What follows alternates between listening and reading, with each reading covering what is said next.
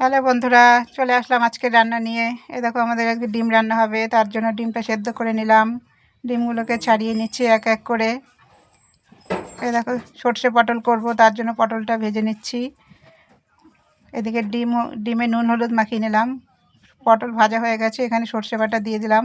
ভালো করে নাড়াচাড়া করে 2 মিনিট রেখে দেব।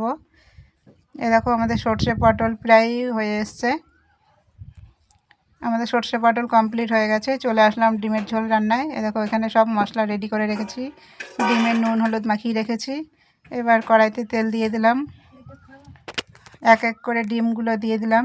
ডিমগুলো বেশ সুন্দর লাল করে ভেজে তুলে নিলাম। এবার দিয়ে দেবো আলু। আলুগুলোকে বেশ সুন্দর করে লাল করে ভেজে তুলে নিলাম। এরপর দিয়ে দেবো তেজপাতা, জিরে, সঙ্গে দিয়ে দেবো পেঁয়াজ কুচি।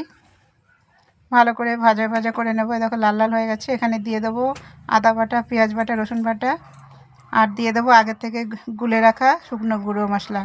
দেখো ভালো করে কষানো হয়ে গেছে। এবার আলু দিয়ে ভালো করে কষিয়ে নেব। জল দিয়ে দিলাম।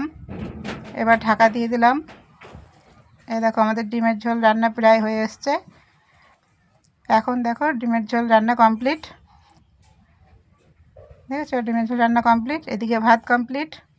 তাহলে বন্ধুরা সবাই ভালো থেকো। সবাইকে